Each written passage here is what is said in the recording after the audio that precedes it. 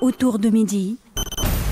De retour dans Autour de midi sur RTCI, bien sûr, ce mardi, donc aujourd'hui, nous consacrons un moment important à une maladie silencieuse, souvent méconnue et pourtant l'une des plus répandues dans le monde, la bronchopneumopathie chronique obstructive. On l'appelle, elle est plus connue sous le nom de BPCO. À l'occasion de la journée mondiale de la BPCO, la Société tunisienne des maladies respiratoires et allergiques, la STMRA, organise plusieurs actions de dépistage et de sensibilisation dans différents centres de santé en Tunisie. Une journée clé est prévue donc le 20 novembre au dispensaire de l'Amnir à Tunis pour permettre au public de mesurer leur souffle, comprendre leurs risques et bénéficier de conseils médicaux. Pour en parler, j'ai le plaisir de recevoir, donc elle est là, déjà présente, professeur Leïla Fkir, chef du service Ibn Nefs de l'hôpital Abdelrahman Bounefis de l'hôpital Abdelrahman Memi et secrétaire général adjoint de la Société tunisienne des maladies respiratoires et allergiques. Avec elle, nous allons comprendre ce qu'est vraiment la BPCO, comment la dépister, comment la prévenir et pourquoi il est urgent d'en parler aujourd'hui. Professeur, bonjour. Bonjour, merci pour l'invitation. On va effectivement parler de la bronchopneumopathie chronique obstructive, la BPCO, célébrée le 21 novembre. Et effectivement, la Société tunisienne des maladies respiratoires et d'allergologie profite pour faire beaucoup de manifestations, bien sûr, dont celle aujourd'hui d'ailleurs, pour s'adresser au grand public, justement, pour faire connaître cette pathologie, pour sensibiliser le grand public, parce que malheureusement, c'est une pathologie qui est silencieuse, qui n'est pas connue, mais qui est très répandue. Justement, professeur, c'était ma première question. On va comprendre un peu la maladie. Pouvez-vous nous expliquer simplement ce qu'est la bronchopneumopathie chronique obstructive, appelée et plus connue BPCO? Alors, la bronchopneumopathie chronique obstructive, comme son nom l'indique bien, c'est une maladie chronique des voies respiratoires. Alors, il va y avoir un rétrécissement des voies aériennes, des bronches, qui est progressif. Il va y avoir une inflammation qui va s'installer de façon très progressive, qui va réduire petit à petit les bronches, qui va détruire progressivement le poumon, et qui va, par conséquent, donner des troubles respiratoires et des complications à long terme. Alors, c'est pour ça qu'on dit chronique. Exactement. Ça dure dans le temps. C'est une maladie qui est chronique et qui va évoluer de façon progressive jusqu'à donner une altération des échanges gazeux respiratoires.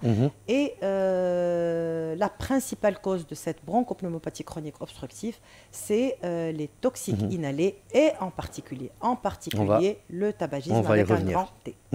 Alors pourquoi parle-t-on de maladie silencieuse? Quels sont les premiers signes qu'on doit alerter, qui doivent alerter plutôt? Alors, pourquoi silencieuse? Parce que ça commence généralement par une toux avec des expectorations, et généralement, le fumeur va négliger ses symptômes.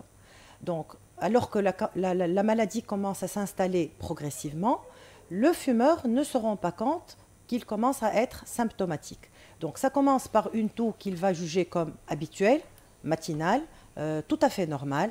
Petit à petit, les choses vont évoluer jusqu'à ce qu'il y ait ce qu'on appelle la dyspnée, c'est-à-dire les soufflements.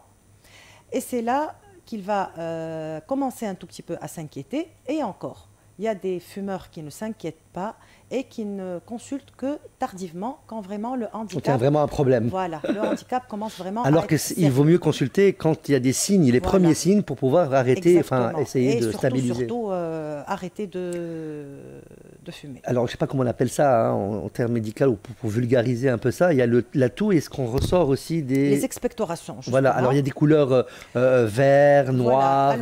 Alors, ou c'est inquiétant, pas ça? Voilà, donc ça, c'est des choses qui sont surajoutées. Donc, généralement, quand il n'y a pas ce qu'on appelle une exacerbation ou une infection ajoutée, généralement, c'est blanc. Là aussi, le fumeur ne s'inquiète pas. Il trouve ça tout à fait habituel. Mais quand c'est vert, quand c'est jaune, c'est qu'en plus, il y a une infection qui se surajoute et qui va encore aggraver l'essoufflement du fumeur. Et d'ailleurs, c'est dans ces situations, généralement, qu'il commence un peu à s'inquiéter et à consulter. Parce que ce changement de couleur des expectorations, c'est là c'est ce qui les amène parfois à consulter. Ça, c'est quand il y en a tout au long de la journée.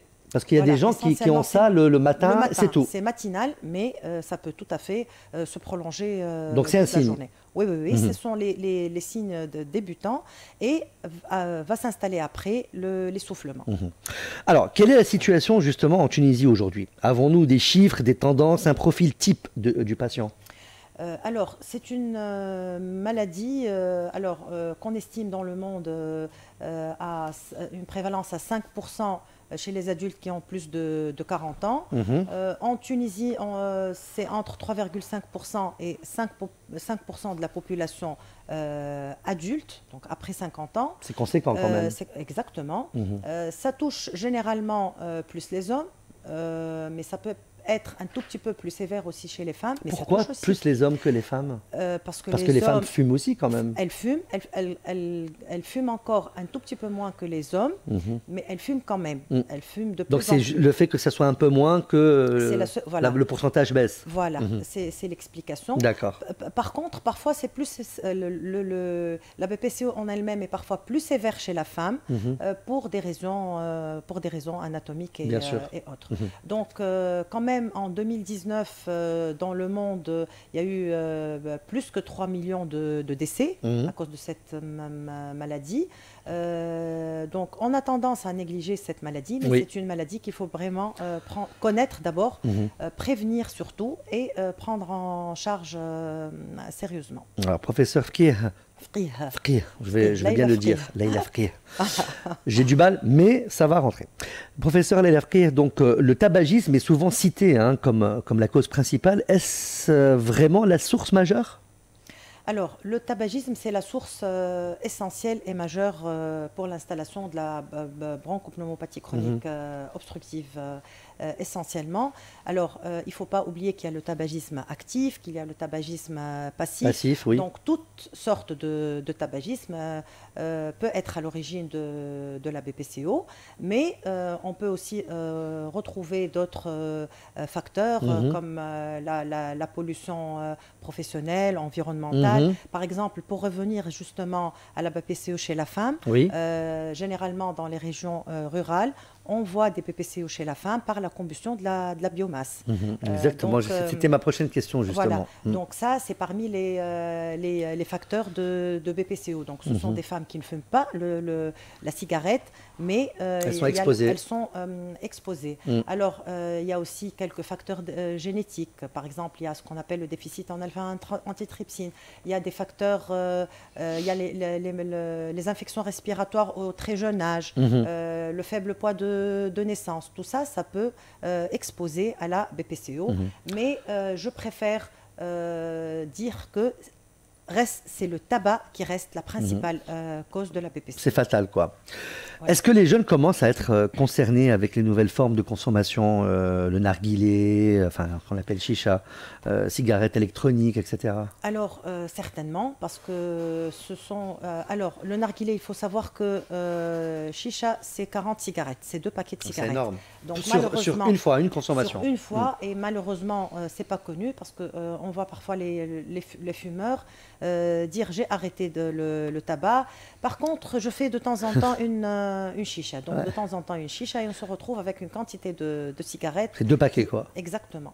Alors, toutes les formes de tabac moderne peuvent être à l'origine de cette Surtout BPCO. que maintenant, dans les produits, on ne sait même pas ce qu'il y a dedans. Exactement. En plus. Donc, il y a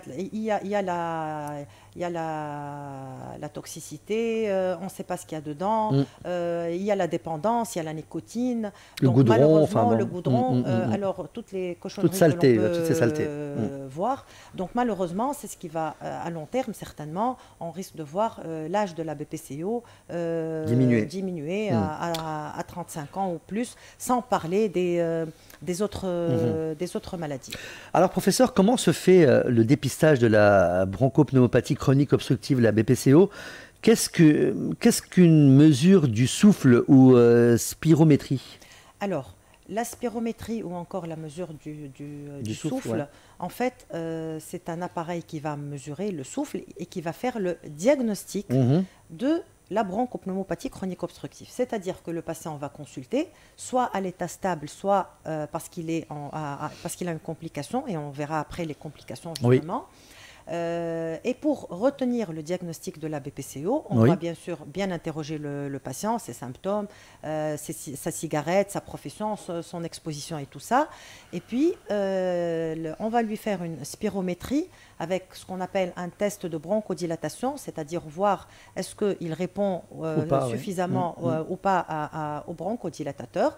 Et quand il y a une certaine diminution du souffle, on va retenir le diagnostic de cette BPCO. Est-ce que le test, il est simple, rapide? Qui peut le faire et où on peut le faire? Alors, le test est très simple. C'est les pneumologues qui le font. Dans leur cabinet? Dans leur privé? cabinet. Dans tous les hôpitaux, il y a une spirométrie. Ça prend quelques minutes. Généralement, les malades le comprennent très rapidement. Donc, il va prendre beaucoup d'air, il va remplir son thorax, on leur dit d'air, et puis il va expirer. Et on va pouvoir mesurer son. Comme pour l'éthylotest, hein, finalement. Oui, c'est pas du tout un test qui est difficile, mais c'est un test qui fera le diagnostic. Est-ce que c'est possible, professeur, qu'une personne souffre de BPCO sans le savoir pendant des années? Ça arrive? Oui, ça arrive, sauf qu'il ne le sait pas, mais il risque d'en souffrir. Plus tard. Voilà, plus tard. Donc, comme je l'ai dit, il va tousser, il va cracher pendant des années. Après, il va commencer à être essoufflé. L'essoufflement est mesurable aussi, parce qu'on peut être essoufflé parce qu'on va monter 4 étages. À la limite, ça peut ne pas être très grave. Par contre, quand on est essoufflé après un étage, ça, c'est déjà une situation beaucoup plus grave pour le patient. Bien sûr. Malheureusement, à un stade évolué de la maladie, c'est-à-dire l'insuffisance respiratoire chronique, quand les poumons sont détruits, il y a des trous carrément, de l'emphysème, ce sont des trous qui vont s'installer. Donc, on n'arrive plus à se raser, à manger, à aller aux toilettes seul. On a besoin de se faire aider, jusqu'à arriver malheureusement à ce qu'on appelle l'oxygénothérapie à domicile, c'est-à-dire le concentrateur avec de l'électricité. Là, malheureusement, on ne réalise pas que c'est l'évolution ultime de la BPCO si on continue de fumer. Ouais. Ce n'est pas des bonnes nouvelles tout ça, mais il faut sensibiliser, il faut choquer aussi pour que les gens puissent prendre conscience. Ce qu'il faut savoir, c'est que c'est une maladie qui évolue effectivement, que le rétrécissement évolue, mais que c'est une maladie justement qui est assez récupérable. On ne peut pas vraiment parler de guérison totale, mais c'est une maladie qui est très bien récupérable. Comment on la soigne justement? C'est une maladie pour laquelle il faut arrêter le tabac. Le tabac complètement. Parce que tout simplement, quand on arrête le tabac, on arrête l'évolution de la maladie. Donc, il faut savoir qu'il suffit d'arrêter de fumer, que la maladie va s'arrêter d'évoluer et que les symptômes vont petit à petit diminuer. Peut-être pas disparaître. Donc, le traitement qu'on prescrit va aider le patient à avoir moins d'essoufflement, mais c'est surtout l'arrêt du tabagisme qui peut vraiment améliorer l'essoufflement. Donc, c'est vrai que c'est une pathologie qui est silencieuse, qui va évoluer progressivement, mais c'est une maladie vraiment pour laquelle on peut faire beaucoup de choses si on est sensible. C'est pour ça qu'on propose dans tous les hôpitaux, à l'hôpital Abderrahmane Mehmi, dans d'autres hôpitaux de la Tunisie, les consultations de sevrage tabagique, parce qu'on sait qu'on peut vraiment récupérer le souffle. Alors une question, j'ai des questions aussi, peut-être que les gens qui nous écoutent, dans toute question est bonne à poser, même si elle peut être... ceux qui ne fument pas beaucoup, parce qu'il y a des gens qui fument 2 ou 3 paquets par jour, ou 1, mais il y a ceux qui sont des fumeurs sociaux, ou qui fument 1 paquet par semaine, ou voire par 2 semaines.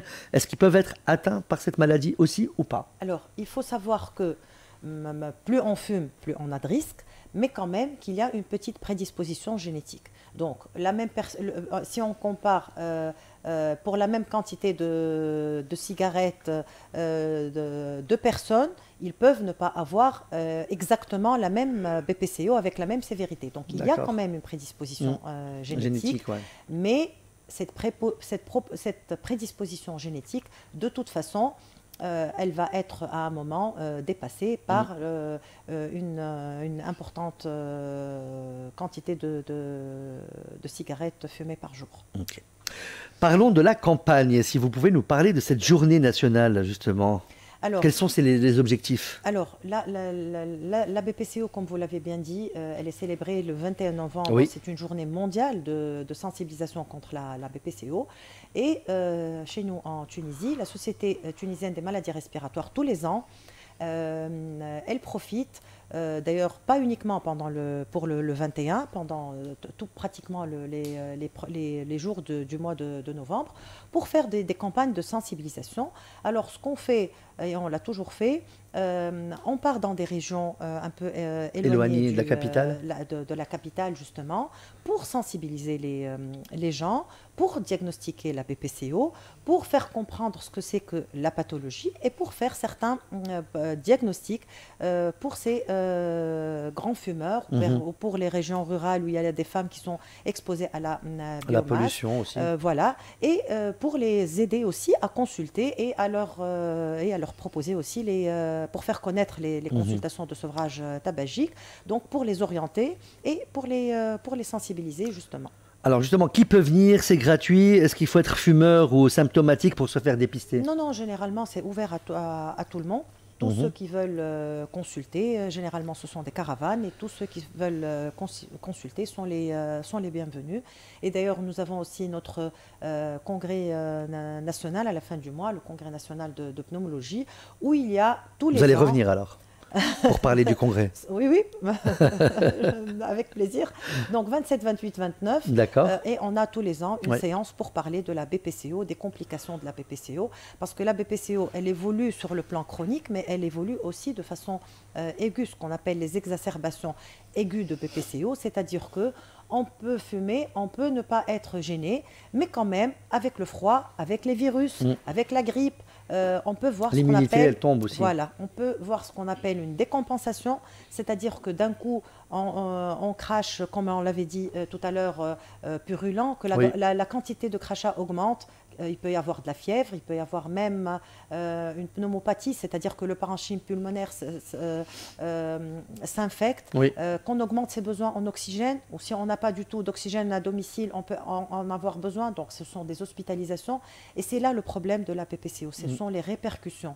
Il y a des répercussions à long terme, des répercussions sociales, des répercussions professionnelles, parce qu'on risque de s'absenter pour le travail, et puis il y a un handicap respiratoire chronique. Une personne, professeur, qui se présente justement pour un dépistage, quelles sont les étapes du parcours pour cette personne-là? C'est quoi? Qu'est-ce qu'il doit faire quand il arrive à la caravane ou au dispensaire? On va bien l'interroger, on va voir quelle est son exposition, et on va voir quels sont ses symptômes. Et puis, quand il va avoir sa spirométrie, on va savoir si il a déjà cette BPCO, ou il commence à avoir une atteinte des petites voies aériennes. Donc, il n'est pas déjà BPCO, il commence à peine à développer des petits signes que l'on voit sur la spirométrie. Et c'est le meilleur moment pour justement traiter. Effectivement, parce que lui, il est à la limite asymptomatique, il a très peu de symptômes,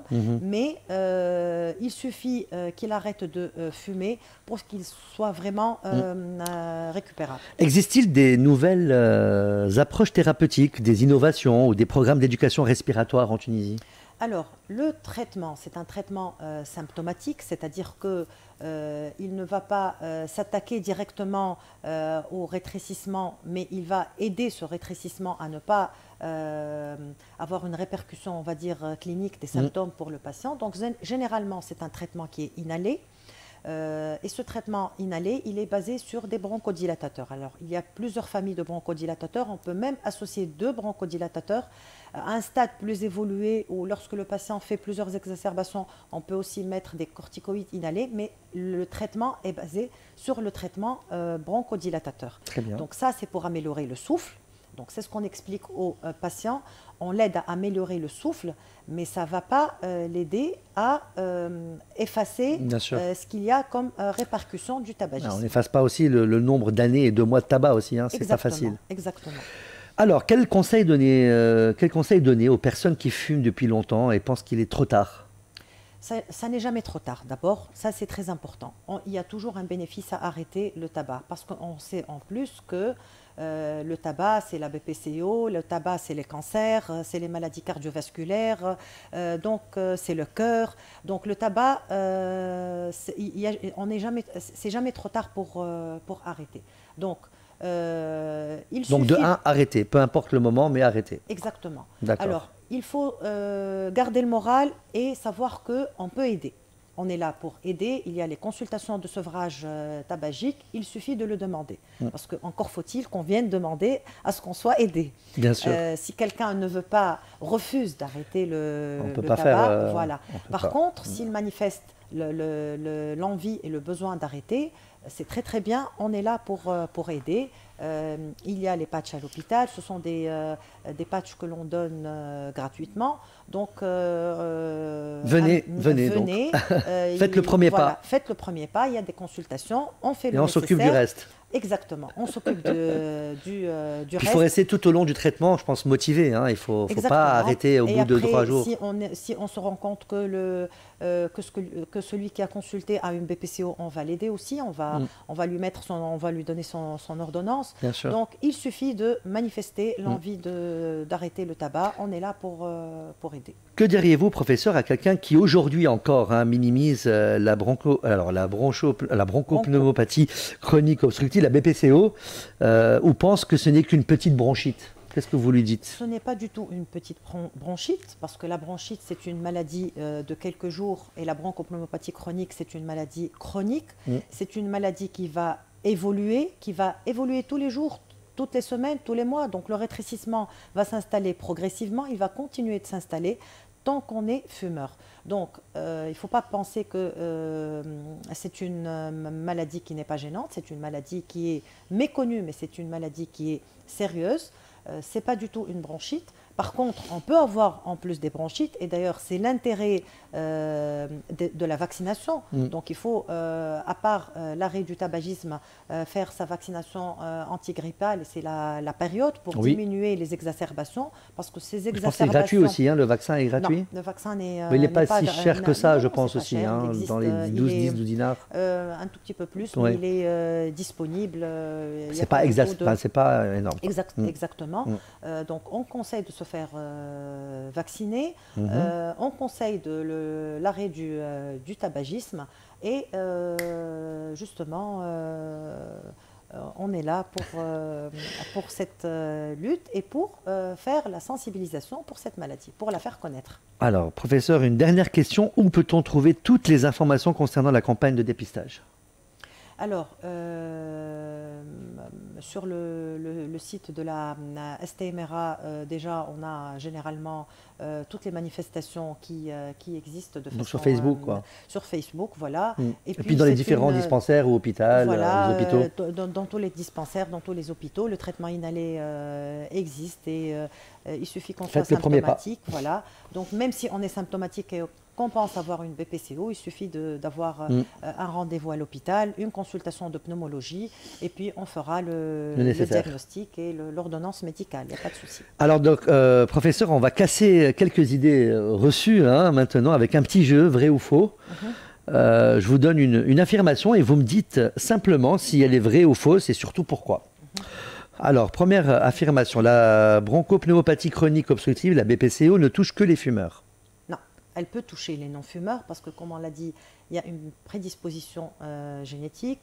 Il peut y avoir des facteurs qu'on a acquis. La biomasse, fumée passive, voilà, etc. Biomasse, donc, ce n'est pas que les fumeurs. Non, ce n'est pas que les fumeurs, mais le risque n'a rien à voir. Ce n'est pas du tout le même risque. Le narguilé ou la chicha est moins dangereuse que la cigarette? Jamais. Exposition souvent plus forte. Exactement. Les tests de souffle sont douloureux? Pas du tout. C'est simple, non invasif et dure quelques secondes. C'est comme leur nom l'indique, ce sont des tests du souffle. On va souffler dans un petit appareil, aucun risque. Une toux persistante chez un fumeur est normale? une toux persistante chez un fumeur n'est pas du tout normale parce que là, non seulement il y a la BPCO, mais il y a en plus le cancer. Et je profite. C'est un signe d'alerte. Ah oui, donc là, j'en profite et justement, on est au mois de novembre. Et je vais parler du mois de novembre perle. Après l'octobre rose, on bascule dans le novembre perle pour parler justement. C'est bleu, hein, je pense que c'est le novembre. Non, le bleu, c'est pour les hommes. Ah, voilà. C'est le Movember. C'est les cancers des hommes pour les moustaches. Voilà. Ça, c'est le novembre perle. On est un peu perdu avec toutes ces couleurs. Voilà, pour le cancer du poumon. Oui. Et justement, un fumeur qui ne voit pas, qui a des symptômes chroniques, qui crache du sang, qui se voit un peu maigrir, première chose à laquelle on doit penser, c'est malheureusement le cancer du poumon. Et c'est le même facteur de risque. C'est le facteur de risque pour la BPCO et pour le cancer du poumon. Et là aussi, on est en train d'en parler tout le mois de novembre du cancer justement du poumon. Mais le cancer du poumon, pareil, hein, dès qu'il est diagnostiqué le plus tôt possible, c'est mieux. C'est mieux, ça n'a rien à voir. On ne va pas l'enlever, mais... Voilà. Malheureusement, en Tunisie, on continue de voir la majorité des patients consultés à des stades évolués. Mais quand on se rend compte de la maladie, quand on fait le diagnostic à des stades précoces, que le patient peut encore bénéficier d'une chirurgie, le pronostic est très très différent et on arrive vraiment à améliorer le patient.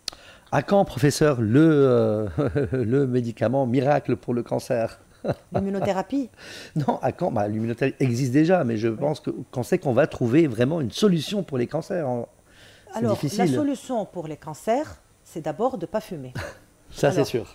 Mais il y a d'autres cancers hein, liés à l'alimentation, liés à beaucoup de choses. Le tabagisme est pratiquement lié à tous les cancers. D'accord. Donc, les médicaments sont chers, la prise en charge thérapeutique, elle est chère, et c'est pour ça qu'on insiste beaucoup sur la prévention. Donc, au lieu de fumer, de dépenser de l'argent... Ah oui, mais c'est une dépendance. Malheureusement, voilà. C'est pour ça qu'il vaut mieux ne pas commencer à fumer, ça, c'est sûr. Bien à être conscient que l'arrêt est important, parce que ça ne coûte rien du tout d'arrêter. Ah bah ça c'est sûr, mais ça coûte beaucoup plus cher de se soigner. Exactement, la prévention aussi est gratuite. Par contre, malheureusement, la prise en charge thérapeutique est trop chère, donc c'est pour ça que la sensibilisation, aussi bien pour la PPCO que pour le cancer, la prévention est beaucoup plus importante. Alors, arrêter de fumer, même à 60 ans, améliore le souffle. Exactement. Donc, toujours bénéfique, ça ralentit l'évolution. Voilà. Elle améliore le souffle et au moins, elle arrête l'évolution de la maladie. La cigarette électronique ne pose aucun risque pour les poumons. Faux. Utile en sevrage, mais pas sans risque. Irritation, toxicité et dépendance. Alors, utile en sevrage pour un moment donné. Un laps de temps. Mais malheureusement, actuellement, les jeunes commencent à entrer dans le monde du tabagisme par la cigarette électronique. Justement, c'est un tremplin. Pour des raisons sociales. Il n'a jamais fumé une cigarette, par contre, il a sa cigarette électronique. Donc ça devrait être un moyen de sevrage momentané, sans plus. La BPCO peut être stabilisée si elle est prise tôt. Effectivement. Dépistage, traitement, arrêt du tabac. Effectivement. Okay. Vaccination. Deuxième jeu. Respire ou expire, il s'appelle le jeu. Donc, je vous décris une situation et vous me dites si c'est bon pour les poumons, donc respire, ou si c'est mauvais, expire. D'accord. Alors, faire 30 minutes de marche rapide par jour. Respire. Améliore la capacité respiratoire. Et comment? La marche, le sport. Oui. Non, mais ça, c'est le meilleur médicament pour la vie, on va dire. Exactement. D'accord. Vivre dans une maison où l'on utilise beaucoup d'encens ou de parfums d'intérieur.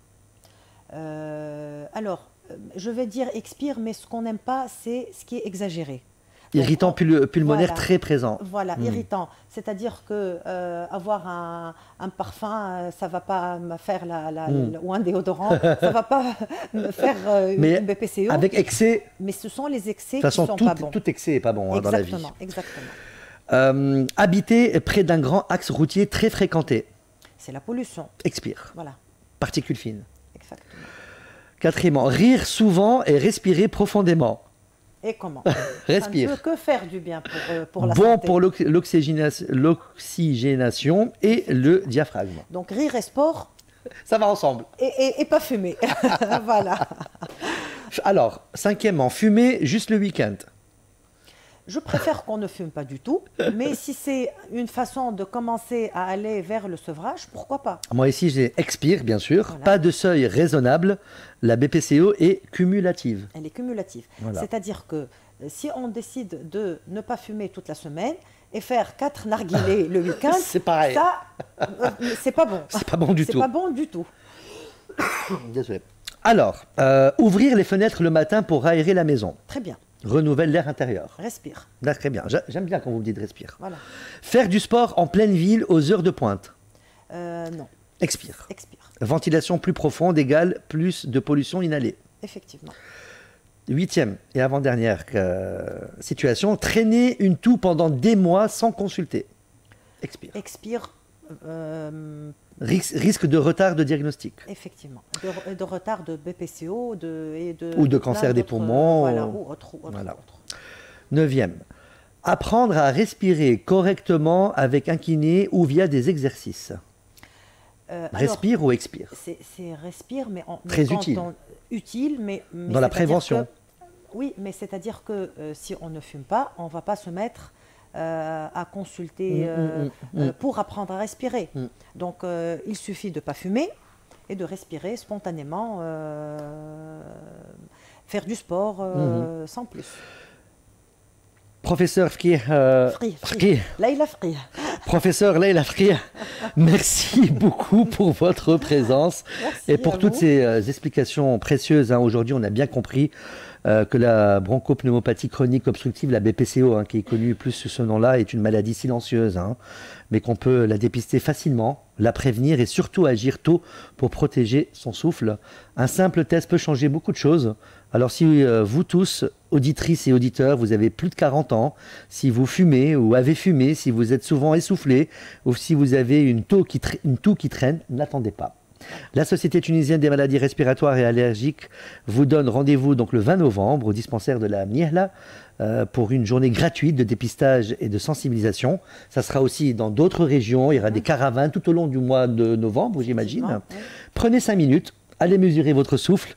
C'est un geste simple, mais il peut vous éviter de perdre le vôtre. Merci encore une fois, professeur. Merci pour votre engagement et votre pédagogie. Restez avec nous sur RTC. Merci, professeur, d'avoir accepté. Merci.